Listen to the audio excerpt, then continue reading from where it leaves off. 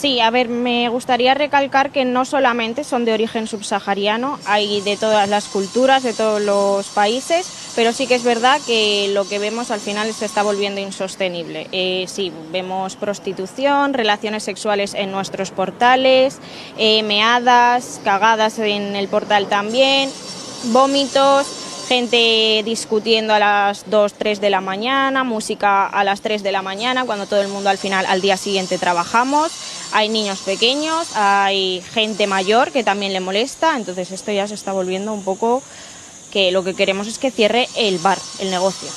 Claro, exactamente, estamos todos de espaldas porque tenemos bastante miedo, ya que aquí se han sacado pistolas, se han sacado navajas, tenemos niños, tenemos gente mayor en casa y claramente sí que ha habido trifulcas hacia nosotros directamente, porque si vamos a entrar alguno al portal o vamos a pasar, porque tenemos sí o sí que pasar, hay gente que no podemos cruzar hacia la otra calle. A mí incluso me han llegado a tirar una silla a la cabeza con mi hija en brazos, botellines y ¿Pero eso por qué botellas fue? rotas de cristales ¿Por qué volando te tiraron por los la aires silla? cuando vas a...